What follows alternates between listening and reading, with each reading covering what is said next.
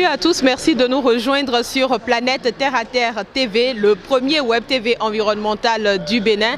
Nous sommes à Katowice pour la COP 24 et j'ai l'immense plaisir de recevoir pour vous aujourd'hui les représentants de l'association Les Tresseurs de Cordes. 3 enfants venant de 3 pays différents, Madagascar, Nigeria et le Bénin. Bonjour, je m'appelle Soléa, j'ai 14 ans et je viens du Bénin. Le Bénin. Bonjour, je m'appelle Amaury Kinifo, j'ai 14 ans et je viens du Nigeria. Bonjour, je m'appelle Hugo Etancelin, j'ai 13 ans et je viens de Madagascar. Et enfin, nous avons Constance. Voilà, je suis Constance Pamégan, épouse Geneviève et je suis chef de projet au sein des Tresseurs de Cordes. Les Tresseurs de Cordes, je me rappelle, on s'était déjà vu à Marrakech pour la COP 22, à Bonn pour la COP 23 et avec beaucoup de bonheur, on se retrouve maintenant ici en Pologne pour la COP 24. Le changement climatique, franchement Hugo, qu'est-ce que ça te dit à toi ?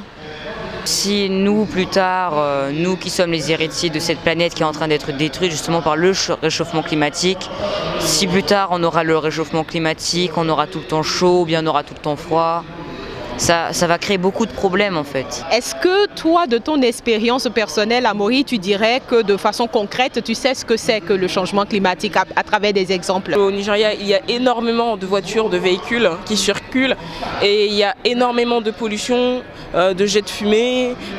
L'air est très difficile à respirer. Vous avez même d'autres personnes qui jettent leurs déchets dans la lagune. Donc il y a une grande lagune à Lagos qui sépare Ikoyi et Victoria Island et les gens s'amusent à jeter leurs déchets dedans. Ce serait bien qu'il y ait des poubelles dans les coins de rue. Toutes ces choses-là, c'est aux leaders de le faire, de le mettre en place. Et ces choses-là, on l'attend parce que le réchauffement climatique, il ne va pas nous attendre. Soléa, être à la COP 24 aujourd'hui, quelle peut être la part des enfants? Comment est-ce que les enfants peuvent faire bouger les choses ici? Par exemple, nous avons fait certaines conférences et je pense que ces conférences ont vraiment impacté les idées des personnes. Et je pense que tout ça pourra changer. S'il y avait plus d'enfants, ça serait aussi bien. Comment est-ce que de façon concrète le travail se fait? Je sais que vous organisez régulièrement des camps. Il faut nous en dire davantage. Hugo est parmi nous parce que ce camp n'est pas resté qu'au Bénin. Nous l'avons également organisé à Madagascar. Et c'est des moments donc intenses de formation, si vous voulez. Donc c'est des moments où les enfants, ils apprennent tout en jouant, ce qui devient tout intéressant pour eux. Et le message passe surtout plus facilement. Et maintenant, à l'issue du camp, il y a des enfants qui se démarquent des autres enfants également, puisque nous, l'idée, c'est de pouvoir atteindre le maximum d'enfants. Nous faisons des ambassadeurs afin qu'ils puissent porter la voix des enfants auprès d'autres enfants et cela se matérialise concrètement par donc, des mini-conférences que nous appelons Kid to Kid, questions pour un éco-champion. Donc c'est le concept de questions pour un champion tout simplement, mais porté sur tout ce qui est sur le dictionnaire écologie, sur tout ce qui a rapport avec l'environnement. Nous avons également le ciné-vert. Donc le ciné-vert, c'est du cinéma qu'on fait avec les enfants.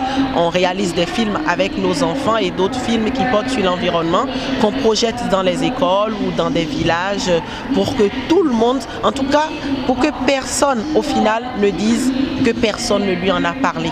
C'est vrai qu'à la COP 23, Razak Oba était là avec Alan pour la projection d'un film que vous aviez réalisé. Dans la salle, c'était vraiment très bien. Hugo, est-ce que tu as l'impression d'être différent aujourd'hui? Tu as déjà fait une semaine à la COP 24. Depuis que tu es arrivé, tout ce que tu as vu sur le site et entendu, est-ce que quelque chose a changé pour toi? C'est sûr que quelque chose a changé. J'ai vu beaucoup de cultures venant d'autres pays. J'ai été aussi très touchée de voir que en fait, ça touche absolument tout le monde, le réchauffement climatique, la protection de l'environnement et tout ça. C'est depuis le camp en fait de l'enfant citoyen, j'avais déjà une idée de protection de l'environnement et tout ça. J'étais un peu plus touchée, mais là vraiment, je suis vraiment totalement immergée. De Katowice à Lagos, qu'est-ce qui va changer dans ton quotidien? Est-ce que tu vas davantage sensibiliser? Qu'est-ce que tu vas ramener au Nigeria? C'est sûr, je vais rentrer différent. Les gens ne vont pas forcément comprendre au début ce que je vais essayer de leur faire comprendre, mais c'est toujours intéressant de voir plein de choses qu'on peut faire justement pour réduire ce changement climatique. Et quand je vais rentrer avec ça à Lagos, je pense que les gens ils seront touchés de savoir qu'il y a des gens qui pensaient encore à cette planète aujourd'hui. Et j'espère que le réchauffement climatique aura moins d'impact dans le futur grâce à ces actions-là justement. Soléa, pour le Bénin, à ton avis, quel serait l'urgent à faire? Parlant du changement climatique, au regard de ce que tu as vécu ici, si tu voudrais qu'on mette l'accent sur quelque chose pour un réel changement, pour toi, ce serait quoi? L'avancée de la mer, particulièrement à Apapa, où certains bâtiments disparaissent. Je voudrais laisser Constance dire un mot pour conclure. Ils ont lancé un message fort dans leur vidéo. Il y a eu des larmes qui ont coulé dans les yeux. Nous l'avons vécu sur le pavillon de France où la responsable ne comprenait pas d'où est-ce qu'on a sorti des enfants comme ça.